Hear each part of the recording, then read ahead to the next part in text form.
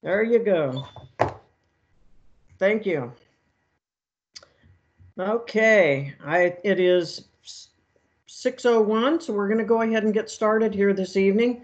First of all, just want to make sure, well, first want to welcome everybody. We've got quite a few people on the in the meeting so far, and that's a good thing. So I wanted to just before we get started, make sure that everybody keeps their microphone on mute and also that you keep the cameras off. That it is, there's two reasons for that. It's bandwidth and it's too distracting for the other participants to have your cameras on while the presentation is going on. So if you have any questions, please put it in the chat. That's the other thing with so many people here. We really can't have everybody just kind of blurting out questions. So put your questions in the chat. We'll make sure that we answer them. And this the session that we're involved with this evening is the Individual Disaster Care Panel. And we have 4 folks here that are going to share with all of us their experience and the role that they play on a disaster, whether it's large or small. And my name is Diane Meckers. I'm going to moderate the panel for us this evening. And but the presenters are their primary are your primary presenters tonight. So with that, I'm going to go ahead and have the presenters introduce themselves. And if we can start with Janet Bailey, can you tell us who you are and what activity you represent? I'm assuming you'd like us to have our cameras on, Diane, when we're talking to the group? Yes, I would. So my name is Janet Bailey, and I am a nurse, and I've been with Red Cross now for about 15 years. I'm up in the Portland, Oregon area. I actually live in a small community outside of Portland. And our area is called the Cascade Region. I have been the lead for disaster health services, and I see myself as an advisor at this time. And I am an RN, and in disaster health services, we use the health professionals like physicians, doctors of osteopathy, physician assistants. We also use nurses and ancillary care in regions. So if you have had an experience being a medical assistant or a CNA, we would welcome you into our group in disasters. Usually it's in shelters, and it would be helping those who need extra assistance in our shelters. So make yourself known to health services that you have those qualifications, and they'll get you going. Most of the time, I would say, let's kind of think about a disaster, and all disasters start with a DAT call. And our nurses and EMTs and so on take turns answering the calls for health service needs related to disaster action teams. So if there's been a house fire and someone has lost medication or maybe lost durable medical equipment like wheelchairs, that kind of thing, we can assist that client into getting back to where they were before the disaster happened, help them to regain their medical devices and medication, work with insurance companies, work with doctors, work with pharmacists in order to get back to where they were. If that disaster gets big enough that we need to open a shelter, we are there.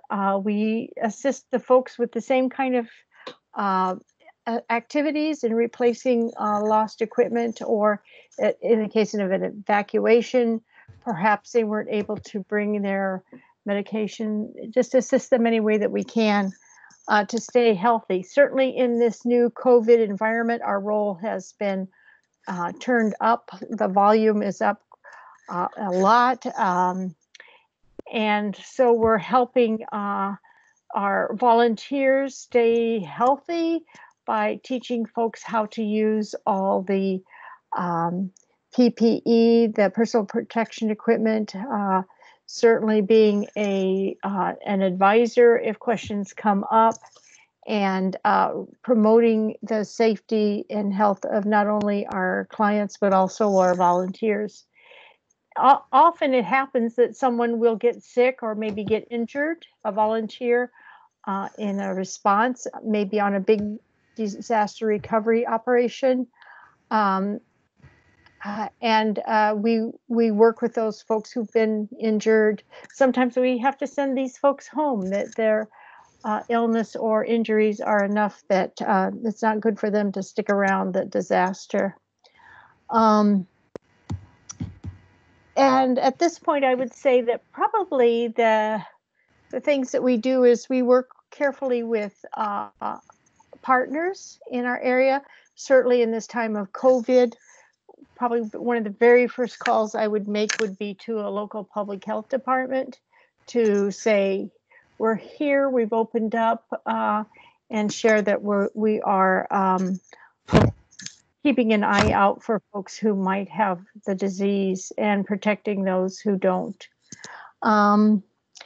We also work with Veterans Administration. Often folks have insurance through Veterans Administration. We work with the Indian Health Service. We might be working with other partners that pop up in a big disaster. Sometimes free clinics come to shelters. Sometimes eye testing, vision testing comes to shelters. So we would work with all those partners to deliver the best that we can for our clients and our volunteers. Okay. I think that's it. Okay. You'll get more chance. You'll get more chance. Okay. Carol, if you could talk about the disaster mental health. Sure, I'd be glad to. Hi, everybody. Thanks for joining us. Yeah, my name is Carol Gross, and I am the disaster mental health lead here in the Cascades region. I live in Beaverton, just right outside of Portland. We like to think of it as the gateway to Portland. I started with the Red Cross Disaster Services 15 years ago during Katrina, and really went in there with just-in-time training and kind of got hooked on my very first assignment, and I've been busy with the Red Cross and working with it ever since. My background is in community mental health, which meant that I was working in a small clinic serving primarily Medicaid's clients that were coming into our clinic with everything from situational depression to schizophrenia and different personality disorders, a whole background of different presentations. And that over the years has served me well in the Red Cross, because certainly with the Red Cross and disaster response, we have absolutely no idea what we're going to be faced with any at any given minute. Do you want me just to do that brief, and do you want me to come back later, Diane, or do you want me to give a little bit more information about just VMH go ahead right now? and give a little bit more information, and then we'll move on. Okay, so disaster mental health. In order to be part of the disaster mental health team, the requirement is to have been licensed in one of the mental health professions within 5 years of joining disaster mental health. So that could be psychiatrist, psychologist, counselor, social worker, school counselor, large gamut of folks coming in from different professions, but all within the mental health profession. In the blue sky times, we do a lot of education, so a lot of psychological first aid classes, which is one of my very favorite things to do as part of the Red Cross. But we also provide support to the DAT teams, the disaster action teams. So they will go out and actually meet with clients, as you know, after a large, single family fire or an apartment fire or something like that. And oftentimes during that, they will identify folks, clients who really need some assistance beyond what they can provide through psychological first aid. And so our disaster mental health team will call a client within usually 24 to 48 hours. We try to give them a chance to settle down a little bit after their fire, after they've been evacuated from their homes, so they have a chance to kind of figure out what their needs are and where they're standing. And that's, we have found over the years that that's a better time to approach them than while the smoke is still curling from their fire. But we also do, and then of course we work in disasters and in larger disasters, and we can work in, we might be working in a shelter or outreach or something like that. But we generally are the emotional support team, along now with disaster spiritual care, and you'll hear from some other folks from disaster spiritual care a little bit later. But we are restricted to in our work to basically enhance psychological first aid. So we're not there as psychologists or counselors. We don't get involved in typical mental health interventions. We do more crisis counseling. But the thing that's important is that we provide those services not only for the clients, but also for staff. And in fact, I would say that while our clients are important, we're there primarily to provide emotional support to our staff, and staff meaning paid staff as well as volunteers, as they work with clients and are sometimes in situations that are that can be very emotional, and so we provide that both in blue skies here at home, but also on disasters. And I know that with in larger disasters, we may be doing outreach with caseworkers or health services. We may be meeting folks at a service center or a multi-agency service center, or we may be working with staff support through headquarters. We may be in a shelter working with clients, and again, providing support for staff as well. The other thing that we get involved with, also with health services and with disaster spiritual care, is what we call our ICCT, and that's the Integrated Care Condolence Team. And when there has been a fatality that has been confirmed to be a result of a disaster, we can meet with that family and give them support and other services as well. And that's an important piece because we work very closely at that time with our other individual disaster care, our IDC partners in health services and spiritual care. I think one of the important things is, as we're doing this, every disaster is completely different.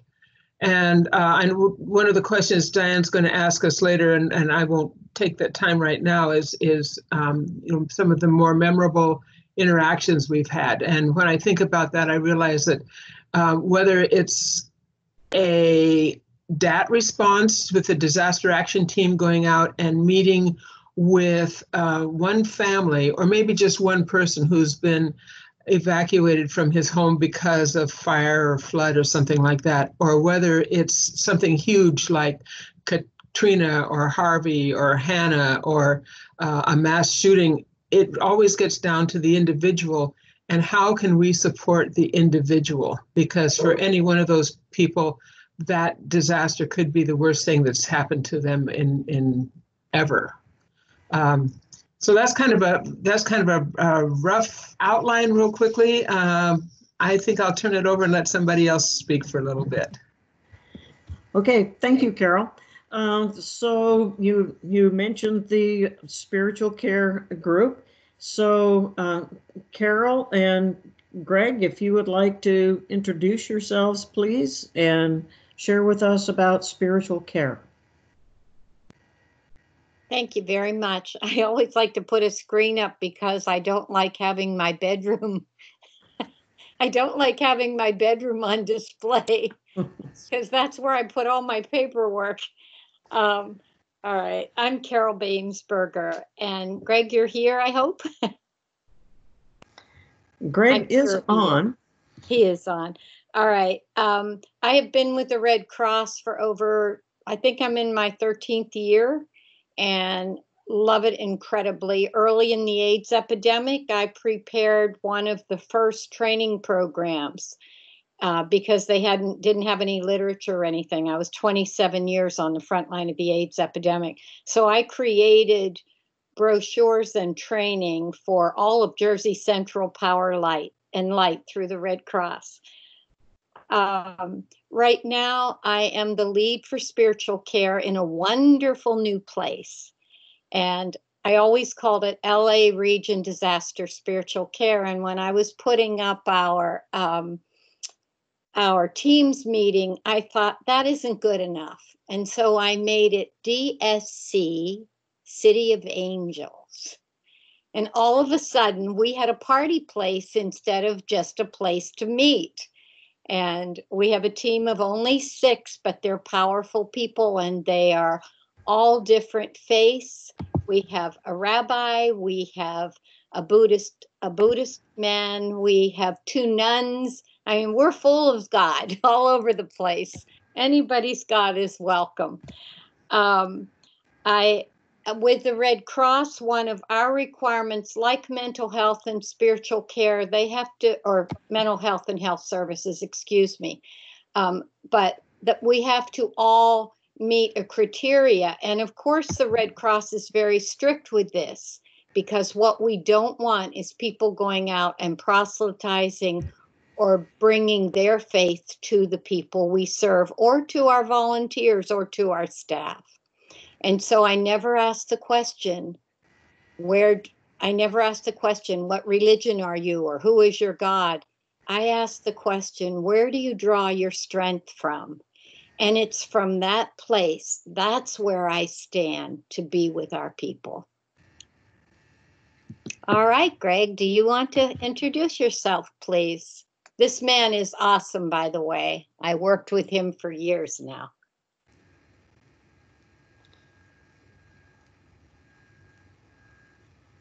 Greg may need to unmute himself. That would be really helpful, wouldn't it? And turn off your camera. I mean, turn on your camera so we can see you. I'm showing that it's on, but it's on now. It's on now. I am Greg Catt. I am the disaster spiritual care lead for the Northern California coastal region. For those of you familiar with California, just picture a 70-mile radius from the Golden Gate Bridge. That's pretty much my territory, including a lot of water there, but just make it a half circle. And like Carol, I have a small but mighty team of individuals. We enjoy helping fulfill the Red Cross mission of alleviating human suffering. I really appreciate Kim's description of the interaction between mental health and spiritual care. I know there are some people have questions about that. So if we have one, why do we need the other? It's very important because on disasters, especially, we work very close together. It's very rewarding in a shelter, for instance, atmosphere, when I have a person that tells me that, oh my gosh, I've been off my antipsychotic meds for weeks. I'm really seeing visions and dreams.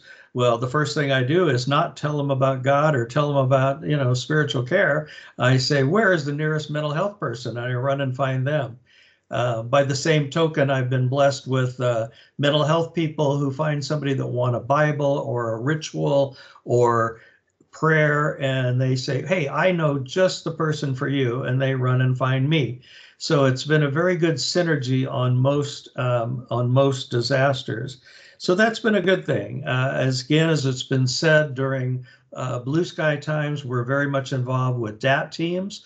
We're very much involved with smoke detector installations, where we get to actually interact with the public at their time of need in the DAT and as we're fulfilling needs in the time of the smoke detector. So I've got many more things I'd love to tell you about spiritual care, but I'm going to wait until it's my turn as we go around here.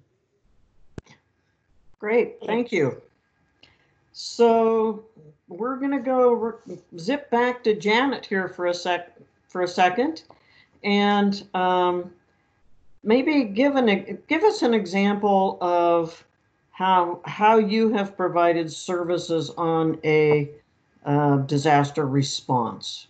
Maybe a specific example. Sure, Diane. And if I could just sort of interject there too, how maybe you have worked with the other disciplines that we have here on the panel, whether it's mental health or spiritual care, either during big response or DAT response or steady state.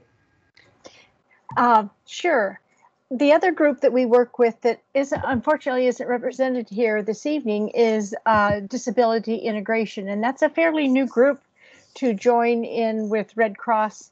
And they are professionals that have a background in helping folks come an awareness of integrating folks with disabilities, and also providing some partnerships. And so we work closely with disability integration when we set up a shelter and maybe there's a child who has autism. They can help us get some equipment to make that time in the shelter a little bit more bearable. And that kind of brings me to one of my first and most amazing actions was this is the very first time I was out. I was down in Louisiana right after Hurricane Katrina, and I was in a shelter, and there was a family that came in, a mom and a couple of sons, and one of the teenage sons was very clearly had some autism, and he demonstrated his autism. Would have really loud vocalizations, kind of yelps and screams. And it became really apparent to me that this poor family was going from shelter to shelter because the shelter clients would get upset with the son in his in what they felt was inappropriate behavior, but was his normal behavior. Certainly under the conditions that we had were highly stressful and in new environments with new people all the time. So that's a group that we would work with disability integration and also with disaster mental health, and helping this family be able to be a little bit more comfortable in a shelter setting. Another example during this time was, as you remember, many practitioners, mental health practitioners and physicians had lost their offices, and the folks had relocated to another part of Louisiana, and they were running low on medications or had run out, and their practitioners, their pharmacies were no longer around. So one of the things that we did was work with some local healthcare providers in order to get some refills taken care of for these folks. And in some cases, there were partnerships that would help them seek out some mental health providers that maybe had been evacuated themselves from New Orleans and get things to go on so that their care could be continuous. But definitely providing the medication replacement probably is the very most important thing we do.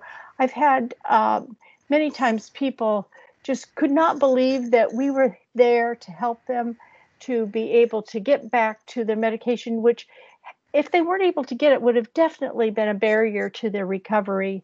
Sometimes it's medical supplies, all kinds of things like that.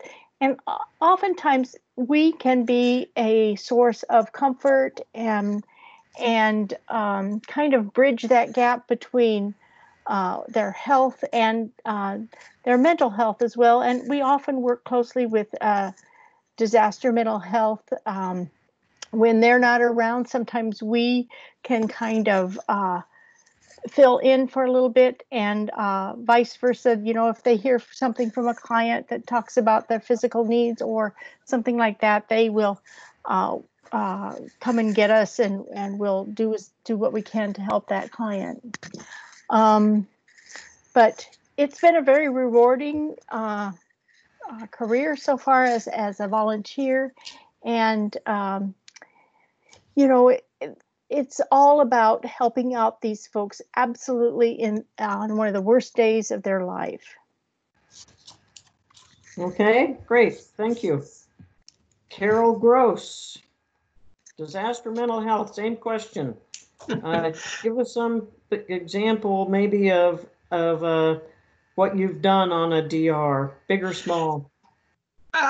Well, again, there's so many different things to choose from, but a couple that come to mind this evening. I remember after an amazing community gutting fire in Colorado. One of the things that I really enjoy doing, although the older I get, the less I do it, is just going out into the neighborhoods that have been affected by a large disaster and walk up and down the streets and meet with the people who are there, maybe cleaning out their homes or that kind of thing. And the one of the people that I remember meeting after this fire, and this was a huge fire that took out block after block after block. And those of you in California, I'm sure you're familiar with what that looks like after a big wildfire. But I was talking to one gentleman who was sifting through the things that he was that was left in the crawl space under the house, and you know, after everything had burned down, there was just ashes and rubble and stuff in this crawl space. And in the process of doing that, they couldn't find anything. They were looking for jewelry, they were looking for just anything that was personal. And then he came up to me and he says, "But I need to show you this." And he opened his hand, and in the palm of his hand was a small little sand dollar that his daughter had found on a beach years and years previous to this. And he says, "This is the only thing that we have left, but this is our new beginning." And it just, you know, it's little moments like that that just absolutely touch my heart. And he was, the fact that there was somebody there that wasn't involved with the disaster that he could share that with in that moment was a real profound moment for me, because it showed me not only the power of being a volunteer to witness what these people are going through, but also the resiliency of the human spirit after huge disasters. Another instance that I was thinking about this evening was after the big mudslide in Oso, Washington, back, 6 years ago. It was 2014. It's hard to believe it was that long ago. But there was a large team, I think they came from an Air Force base over in Eastern Washington, who had been training together for years to do rescue work, or recovery work. And they had been assigned to go search through the mud for the bodies of the people who had been killed in the mudslide. This was a week or so after the mudslide, and obviously there weren't going to be any more survivors found. And I had been asked to station myself at the area that they were using as barracks, and so they would be out in the mud searching for bodies or pieces of bodies all day long, and then coming back, and and we were just there as the mental health team, just to kind of be there for them. And after a couple of days, when they kind of realized we weren't going away, some of the folks started coming up to us and just wanted to talk, because they could talk to us, again, being outside of their organization. They could talk to us in ways they couldn't talk to their commander, and they started unburdening their souls and the pain and the agony that they were going through every day, looking for recovering bodies out of this mess.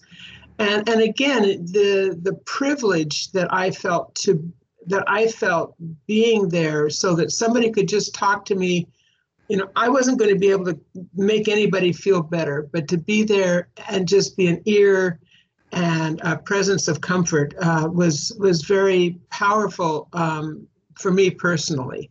And I think that we do those things in disaster mental health and spiritual care and health services as well, on an ongoing basis in different disasters. It's those little moments that we are there and we can make a difference, not by making things better, perhaps, but just be there by being there and by witnessing the pain and the trauma and the resiliency that people are going through after a big disaster. Those are the things that make me feel very privileged to be part of the Red Cross, and very proud and also, frankly, very humbled. Those kinds of experiences. And then just being able to, one of the other things that I mentioned before that I really enjoy doing is talking to volunteers after they've returned back from a disaster.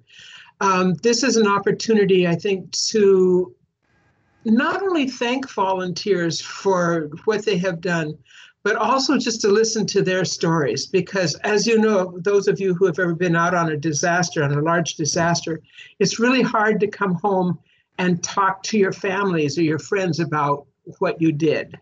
They don't understand, and if you try to tell them, their eyes kind of glaze over, because they don't get it. They've not been there, so they don't know what it feels like or tastes like or smells like. And how does it feel to be talking to somebody who may have lost everything that they owned? And for a lot of volunteers, it may be the very first time they've had an experience of generational poverty.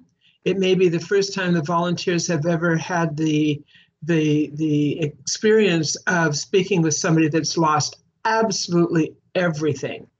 And to be able to talk to those volunteers when they come home and welcome them home and thank them for their service, and then just listen to that story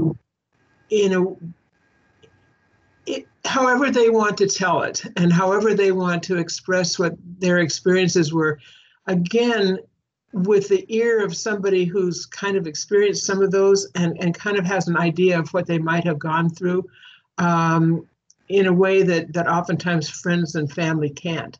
And so whether it's on a big disaster, working with staff or volunteers or clients, or whether it's back at home, it's an amazing opportunity for those of us in disaster mental health to share and be able to support the activities that folks are doing throughout the whole disaster operations, whether it's administration and the job director, all the way out to sheltering and casework and disaster assessment and everything else. Be able to work as and support as an umbrella organization with disaster mental health, kind of under an umbrella supporting everybody. Great, thank you. So Carol, spiritual care Carol, since we have two here tonight. We have two. And Greg, what say you about the what spiritual care has actually done on a disaster? If you can give us some examples of some of the things that that you've participated in, and maybe some of the creativity that you've deployed.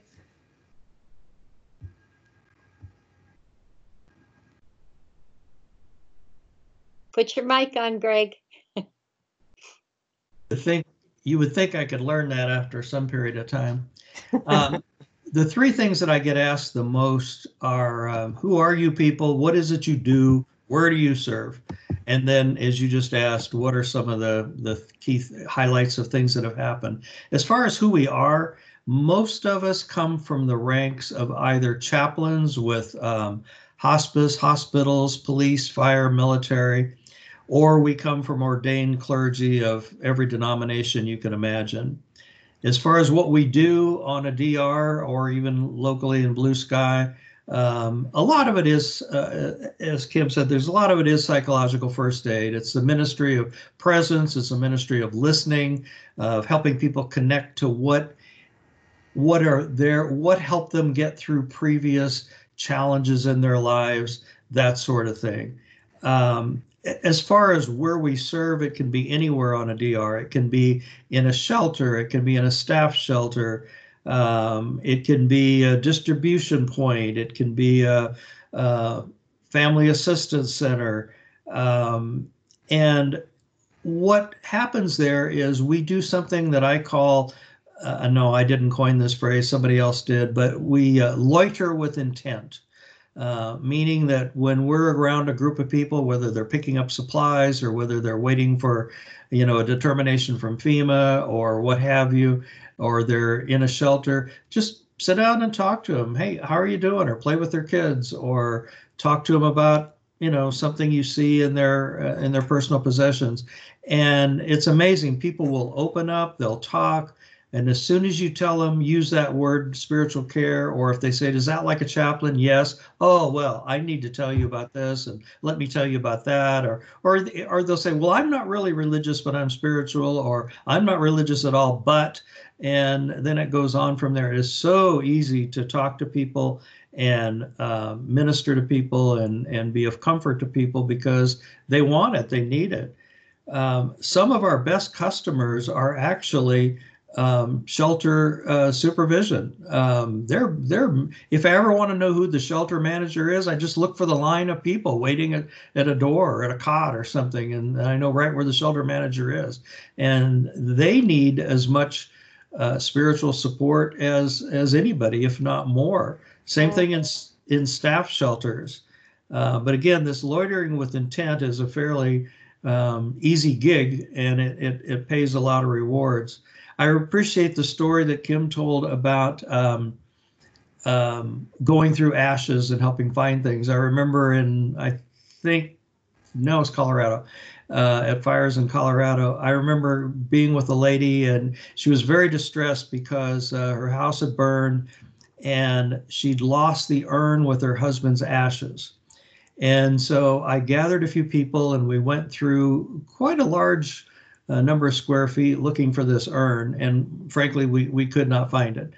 And she says, well, that's okay, dust to dust, ashes to ashes. And she went on her way, and we dismissed us with that admonition. I've had other folks that, you'll talk to them about one thing, about a fire or what they've lost or somebody who died. Turns out that's not what they want to talk about at all. Turns out that they haven't finished grieving a parent who used to work at that very wood shop we were going through and talking about the artifacts that were left over.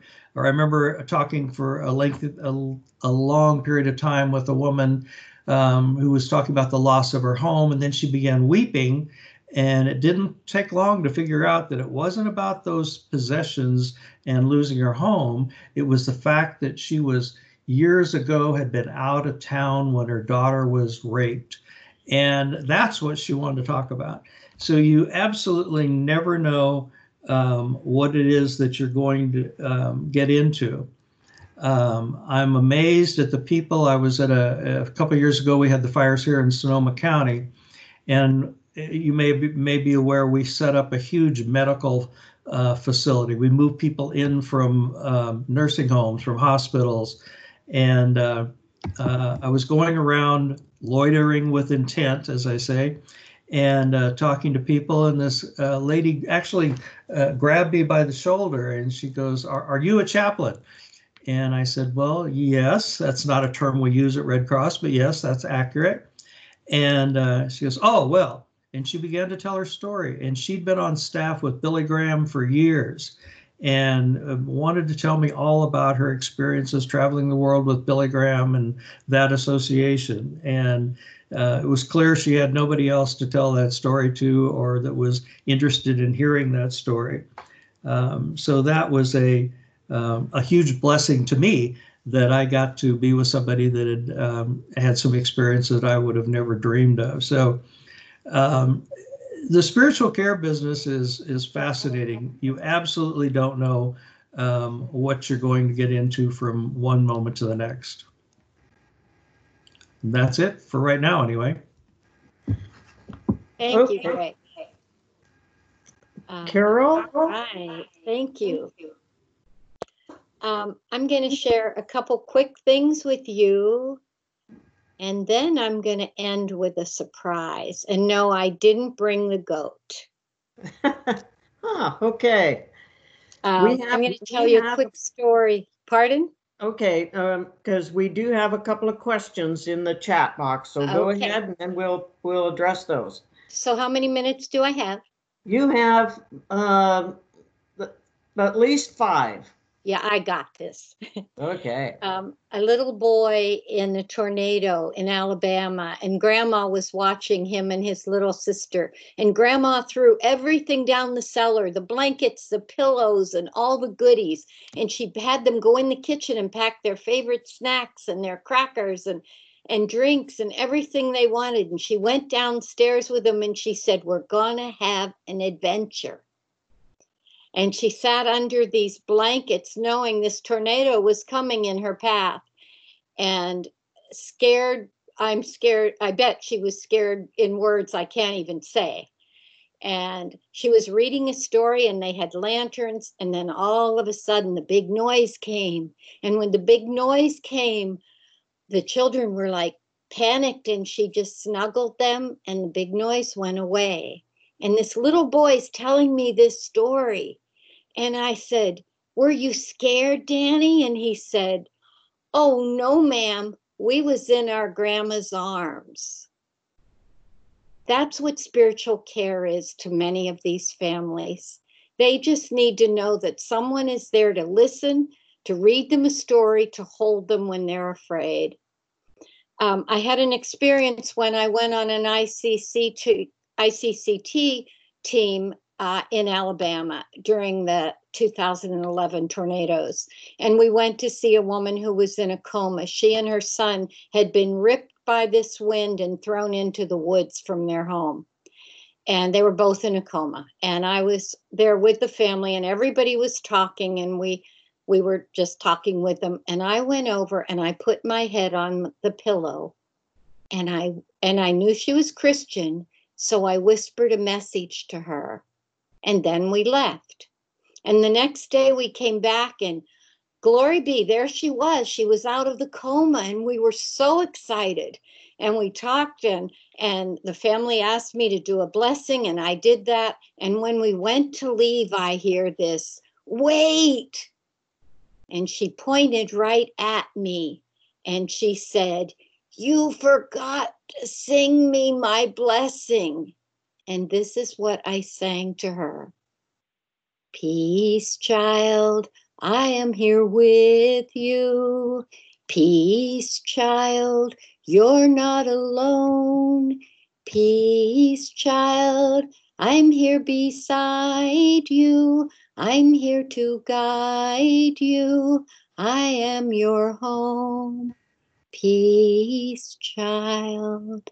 And before I said that to her, I said, "Annie, I have a message from your Heavenly Father."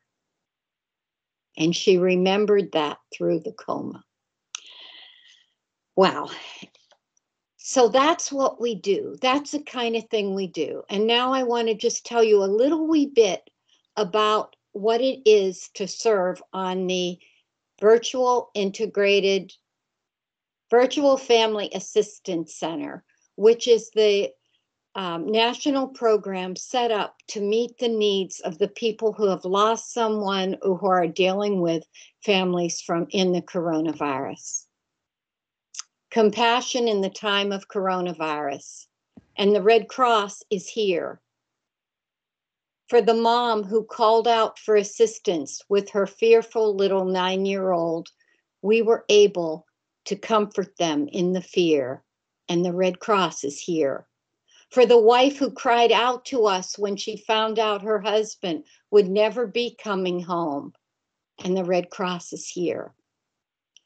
For Pastor Joe, as he deals with the calls and cares and concerns of his faith community, the Red Cross is here. For 2 young women who were trying to get death certificates for their parents, we guided them. The Red Cross is here. To the families who have lost both parents as the older children struggle to care for the younger ones, the Red Cross is here. To the nursing home attendant who shudders with fear, daily he enters an area to help, despite the fact that he is concerned for his own well-being. And for the providers of essential services in our workforce who struggle with the balancing act of, am I putting my family at risk? The Red Cross is here. We are one world, one family, ours, humankind. Together, we hold this pain-filled world in the arms of love and compassion. We are the American Red Cross. Thank you. Wonderful, thank you. Okay, I think we do have some questions in the chat. One question was, what is the criteria to qualify to work in the spiritual care activity? This is Greg. I covered that a little bit. Just like we don't train medical people, we don't train up psychological people, we rely on licenses and experience. It's the same with disaster spiritual care. We're looking for people that are already either have served as chaplains in hospitals, hospice, fire, police, military, what have you, or ordained clergy, or someone who has done pastoral care and crisis intervention. So those are the criteria that we're looking for. Okay, great. We had another question, and I'm going to ask Carol Gross maybe to address this initially, and we'll see if that answers. How do you and the other activities work together with the disability integration, and maybe explain a little bit why they were within your IDC specialty and now they're separate? If you could address that for us, please. Yeah, I think that they, because as you mentioned, disability integration used to be part of the IDC program, but now they are assigned directly, tell me if I'm incorrect with this, Diane, to the ADOPS or to the AD of recovery, response and recovery. And but it was a more direct reporting. But we do work very closely with them because certainly before disaster mental health can assist anybody, we need to make sure that their very basic needs are being met. They need to have a shelter, they need to have food, they need to have water, they need to have clothing, and they need to have a place where they feel safe. And that's part of what disability integration does, is make sure that if a person needs a special bed or a wheelchair or some kind of piece of equipment that's going to make their stay at a shelter or their stay in a motel or something like that more comfortable, we work with them to make sure that that happens, so that then we can go in and work with them to meet some of their more emotional supportive needs. because without those important basic kinds of things, we're just in there confusing things more. This is actually one of the reasons that we, on DAT responses, we wait 24 to 48 hours. But certainly with the DI folks, the disability integration folks, working with health services and mental health especially, we can make sure that folks are receiving those basic things. And like Janet said, it may be somebody with autism or somebody with young children. It may be something as simple as getting what they call blue rooms, which are big cardboard walls, basically, that we can wrap around somebody at a shelter so that they have a little bit of privacy. Or if someone has a physical or some kind of disability that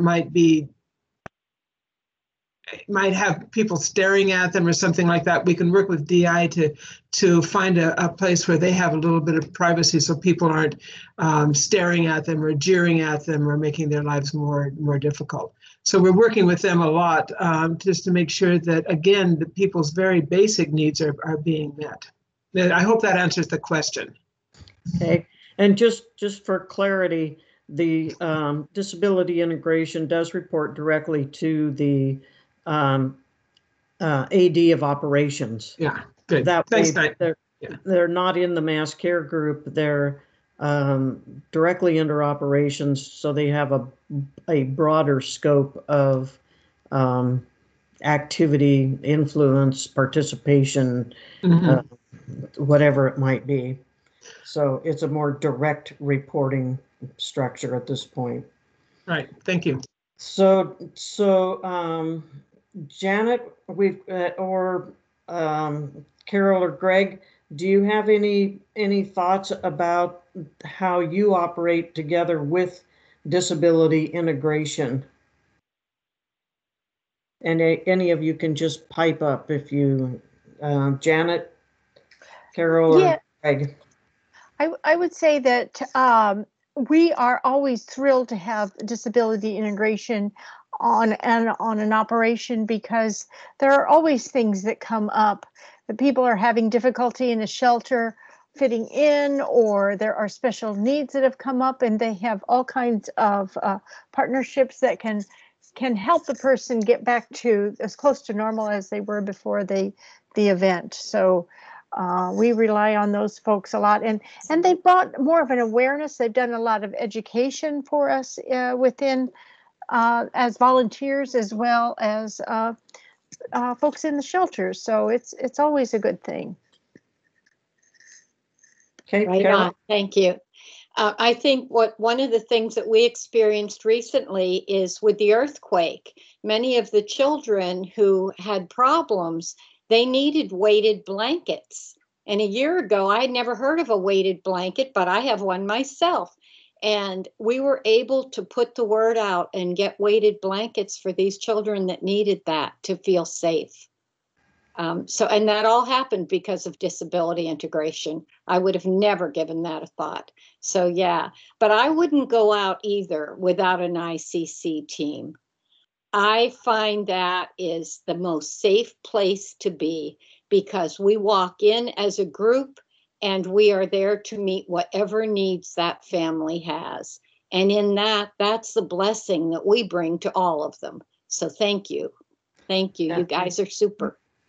And I think that really is an important aspect. The Integrated Care Condolence Team really does bring a more holistic approach to supporting families. And that could be health services, spiritual care, disaster mental health, the disaster or disability integration. And I think it is, if we look at it as a holistic approach to meeting individual needs. And I think that's primarily what all of you do. We have about 5 minutes. I don't see any other questions, so I'm going to ask if any of you have any final thoughts, words of wisdom. The only thing that I would add is that Health Service does a lot of education in blue skies as well as gray skies. And I've, especially with this whole COVID thing, I would encourage you when you're out and about, and if you have questions about your role and with COVID, feel free to get a hold of the Disaster Health Service folks, and we will help you out as much as you can. I mean, if we've ever needed flexibility, now we need it more than ever. And I appreciate all of you people tuning into this so that you can understand what we can help you with in your work as volunteers with Red Cross. And I thank you all too. I have one thing, and it's that I request all of spiritual care people to take a vow. I used to be a nun as a very young girl, so I'm into that stuff. And the vow I want them to take, and I invite all of you, it's a vow of celibacy. I want you to celebrate everything in your life. That's what's the balancing point. Great. Wonderful. So there are the comments and things in the chat are, thank you very much, very enlightening information, great job, thanks to a great panel. And it says one person asked about clarifying the blue skies and gray skies. And I don't know if that just means identifying what those terms mean. Does somebody want to just tackle that and tell us what blue sky and gray sky means? And give us maybe an example of what you do during those particular times? Sure, this is Carol. I think that when I think about blue skies versus gray skies, I think blue skies is our normal day-to-day, month-to-month local operations. It could be the training, the preparation, that kind of thing, smoke alarms. And then the gray skies are larger disasters. And gray skies could be anything from a level 2 DR on up to something really, really huge. And so that's the way I look at it, is just those two, kind of the preparation piece and the normal day-to-day versus the bigger disasters. So that steady state blue sky thing is where we are most of the time, fortunately. Oh, and then Barbara Colwell has it even more succinctly. Blue skies are steady state and gray skies are the operational state in the ConOps 3.0. And I also noticed that the not so scary 5266 confidence builder is starting in 1 minute. So I know some people are going to need to get off for that as well. Yeah. But thank you all very much for this. Okay, thank you, everyone. And the recording we will be able to download those, upload those when we get the site totally fixed. They are going to be available on a special Pacific Institute YouTube channel. Okay. The one thing I would just encourage everybody before everybody jumps off is to go ahead and get your mass care sheltering gap. We need that, and please do what you can do to get that sheltering gap, regardless of the region you're in. Okay, thank you very much, everyone. Thank you for the welcome home. You're welcome. I don't see any other questions, so I guess we're good.